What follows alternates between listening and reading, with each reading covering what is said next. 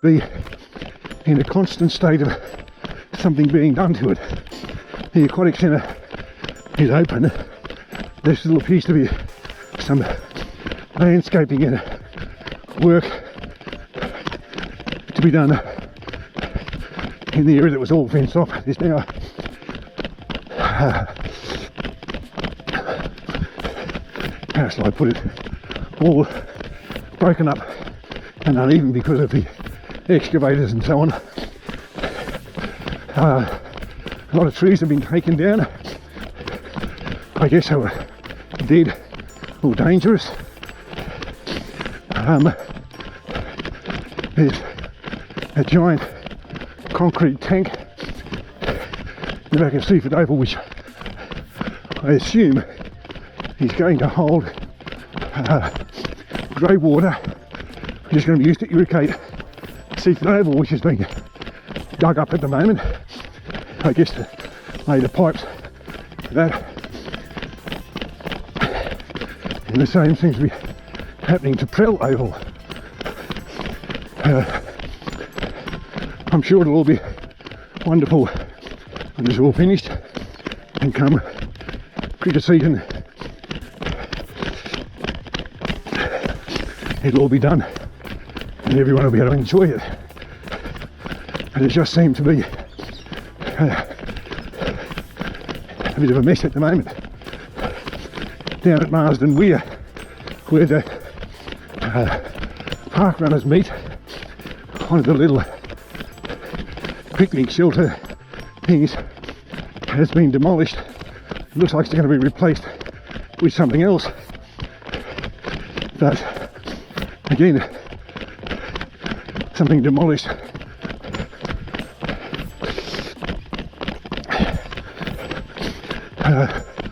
We must be coming up close to Miss Joseph's Gate housing estate.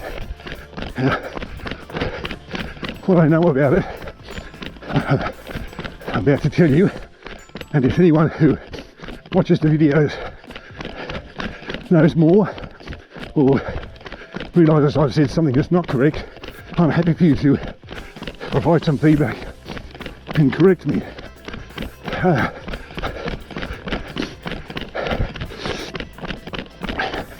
There's a large area of land around a building that I think might have been called St Joseph's House of Prayer at one stage. But I think at an earlier time it might have been what was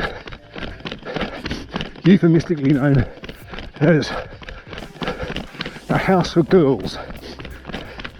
And what that meant was that back in the earlier times, when we were less enlightened and less tolerant, young teenage and even early 20s girls who, or women I should say, who found themselves pregnant were often sent by their families to a home like this, where the nuns would look after them, and the child they were carrying would be born and then given up for adoption in most cases. Sometimes the mother willingly agreed to that, other times not, but it happened anyway because there was the shame of being an unwed mother or having a child out of wedlock, and it was sometimes referred to at some point that home closed. I guess times changed. I think there weren't enough nuns around to do that kind of work any longer, and the Catholic Church put the land and the building up for sale. land was bought by developers who turned it into a housing estate. The building had to remain because it was heritage listed. And it's bought by somebody else who I think have turned it into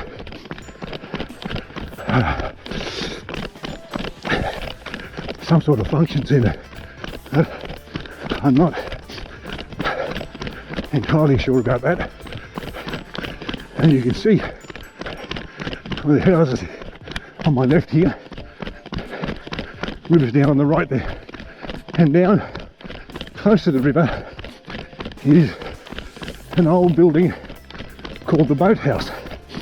Apparently this down there used to be at one stage a very popular swimming and boating spot, and you could hire boats and go paddling and obviously swim. I don't know what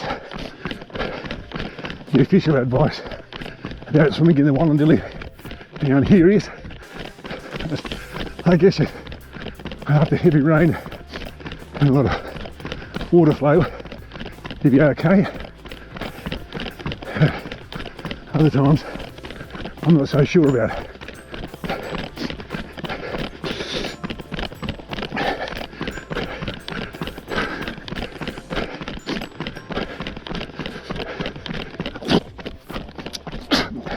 Excuse me.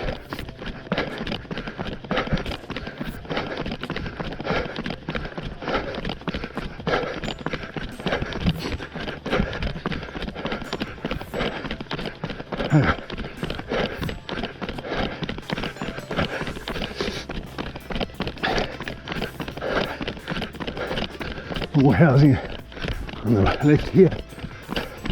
The track follows the river a little bit.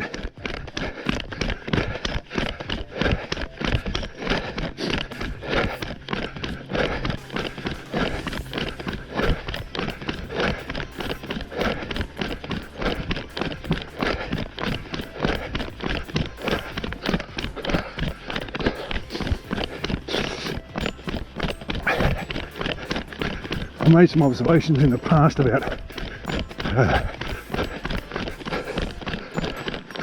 these new housing subdivisions in Goulburn, being that lots of houses are built and that brings people like into the city.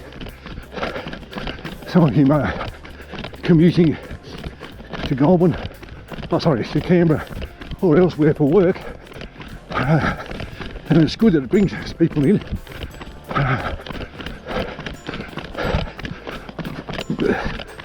But at a point, and I don't know exactly when that point is, but at some point, these people who live in these estates, they want services.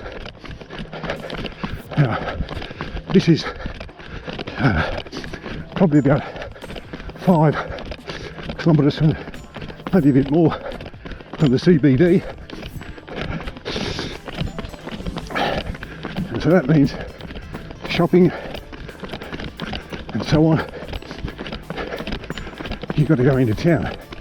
There is a medical practice at Bradfordville, but you know, even the corner shop to get bread or milk late at night. As far as I know, there isn't such a thing here. And no school. And so I imagine the students will go to Goulburn High, go to Bradfordville from public school, or they go to Marwarry High. So more traffic on the way. And Boathouse, by the way, is down there. More traffic on the way into town.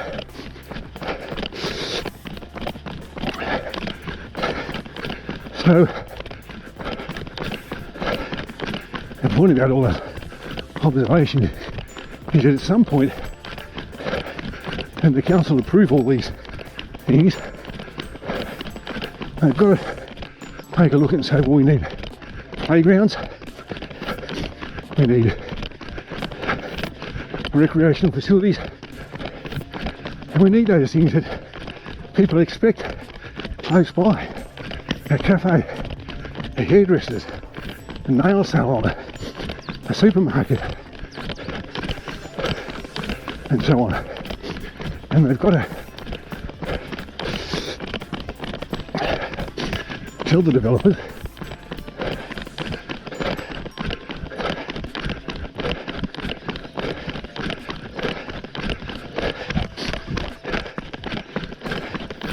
that they've got to provide those services. And maybe all of those things that I've just talked about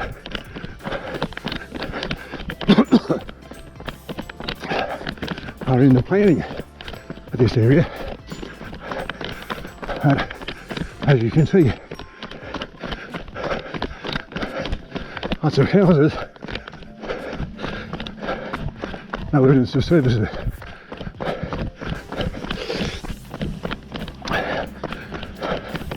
Over on the right here, it's Wallendilly Avenue, I think I'm on at the moment. And over on the right is the old Kenmore Sharkyaki hospital. It's been closed for probably 20 years. Last I knew of it, it's owned by a Chinese property developer. Had been some issues. There was a bad fire here about a year, 18 months ago, and one of the heritage buildings is badly damaged.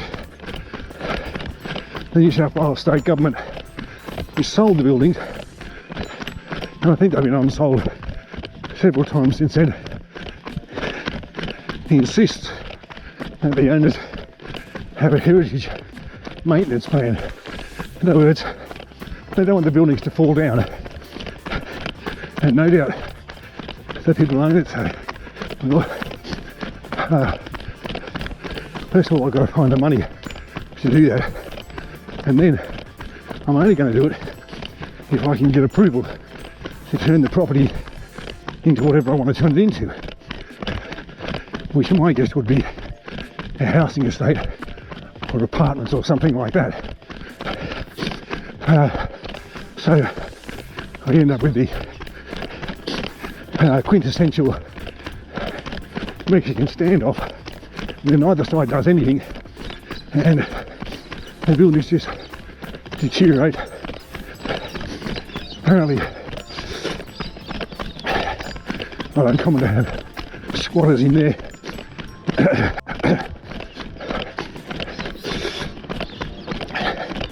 And people break in at night for shelter or whatever reasons.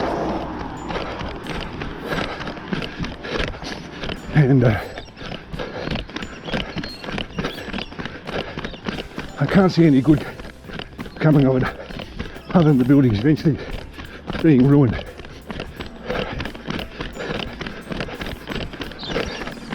Now, whether the New South Wales government should buy the buildings back and restore them themselves, I don't know.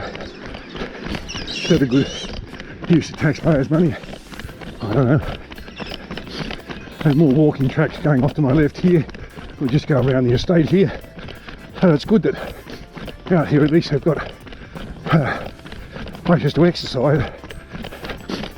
Walking, cycling, running, whatever.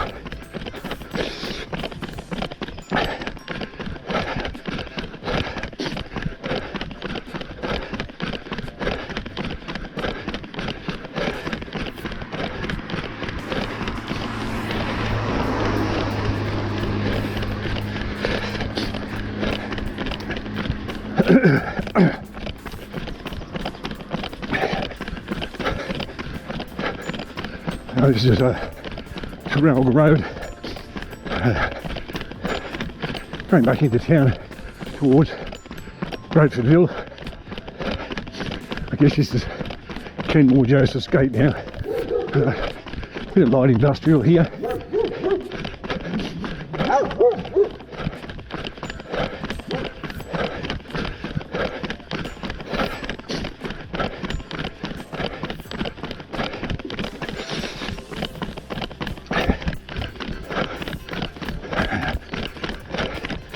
Probably can't see it too well through the fog.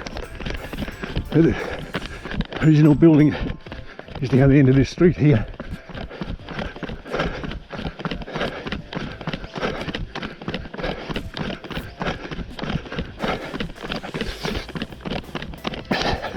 Maybe I'll come out on a fine day and let's do some filming.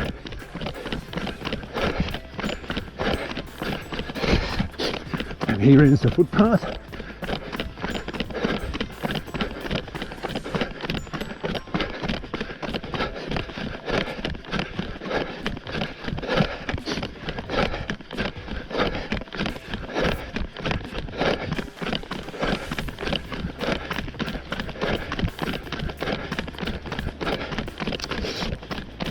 And on my right there, just past one of those Remembrance Avenue memorial things. Talked about those a few times. Seem to be on all the major roads coming into Goulburn.